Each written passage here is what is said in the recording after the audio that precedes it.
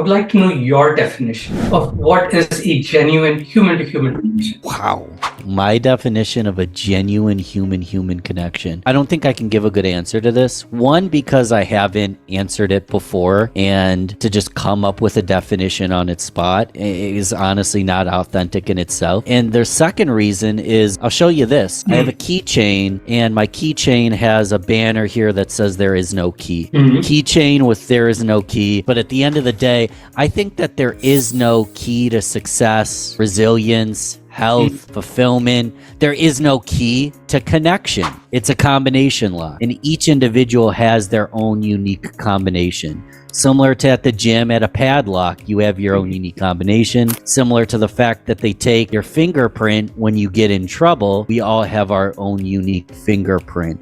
So to define connection, genuine connection, is difficult because I think it's different for each individual. Depends on your societal status. It depends on where you live. I will say certain things like music, certain things like a hug, a smile, listening, caring, empathy, I think are pretty universal. Music is the most universal thing I've ever seen, that you can be from different status, different everything, and still connect on music. But the reason I struggle answering that question, and I'm going to think about it tonight because I'd love to have a definition, is I don't think there is a perfect definition. I think you need to know your audience. I think you need to be empathetic towards who you're communicating and connecting with. And if you know who you're talking with, and you're empathetic as to who they are, their needs, their want to be seen, heard, and understood, you can show up as your best self. But there's no hard, fast rule on this exact way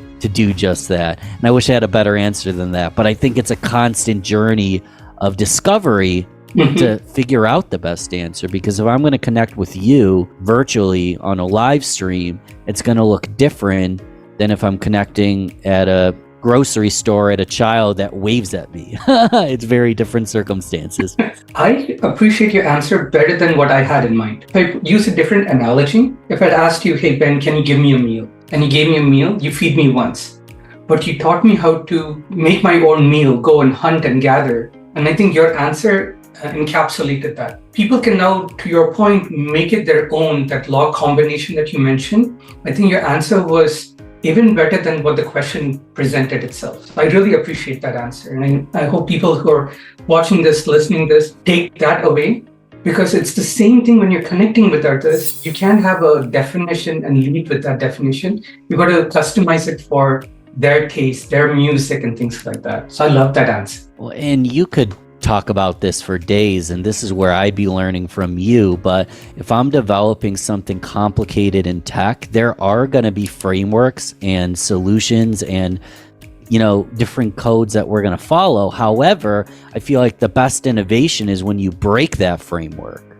So the framework was meant to be broken. That's where innovation comes from. So we can create a definition, but I think that the best happens when you don't abide by a definition. There's the creativity of doing things different, and then there's the genuinity of maybe that definition doesn't fit me, so doing it your own way. Man, we can go down a rabbit hole. It gets philosophical quick, but I feel like rules were meant to be broken. No, I think it's very true. The art perhaps is knowing when to break it, because if you can't break it all the time, but you cannot have one versus the other. You need to have a combination of both. Maybe that's regarding human connection. Do you have an example or a story in your experience that made you feel like this is a very good example to talk about as a human-to-human connection? I've got some more bad ones than good ones. I'm gonna pull up a LinkedIn message I received today. I won't share it because I don't want to identify the person, but this cracked me up.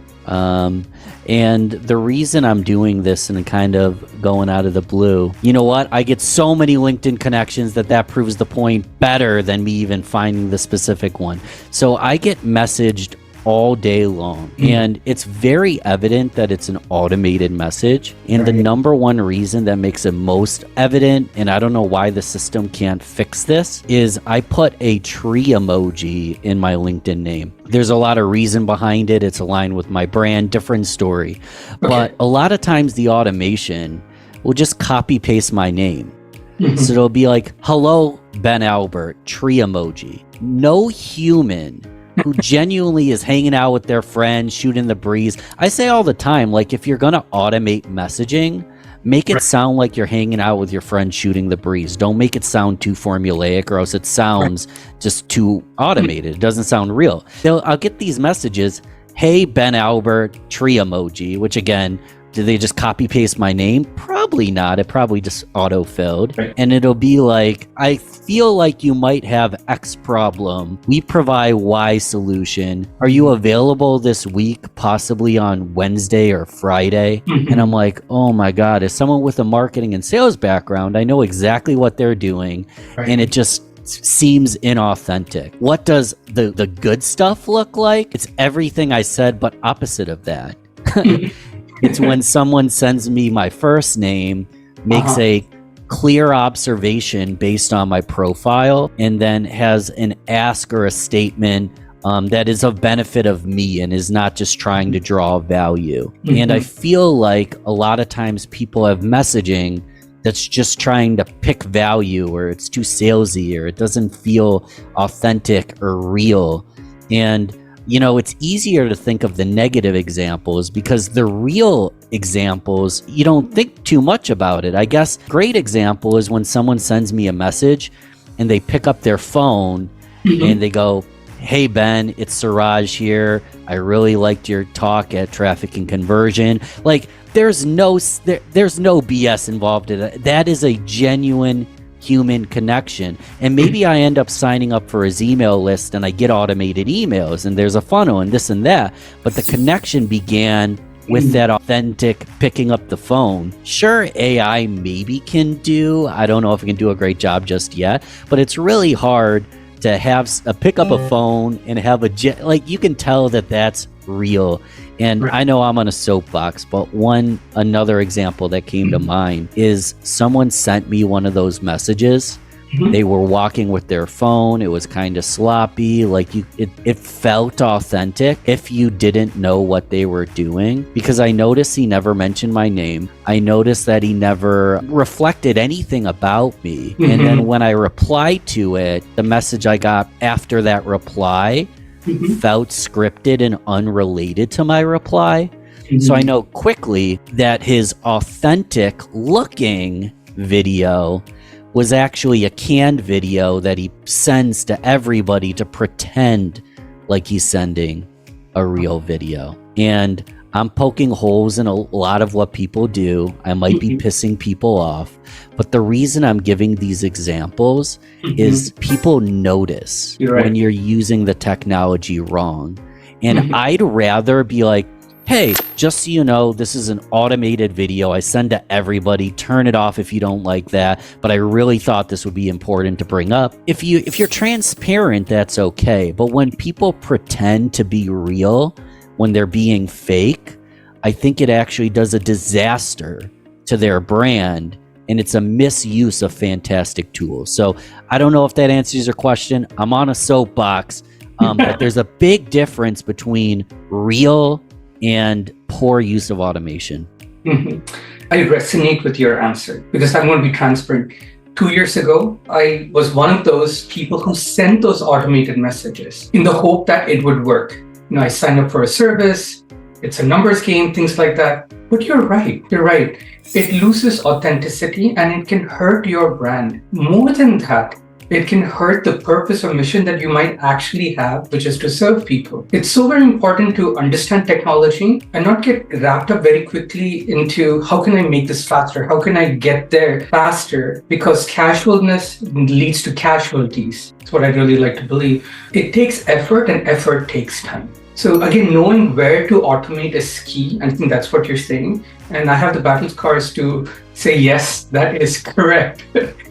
Guilty as charged. I've done that in the past and I know better what not to do now. Well, and it's entirely true that the more hands you shake, the more money you make. The more touch points, the higher probability it leads to a sale.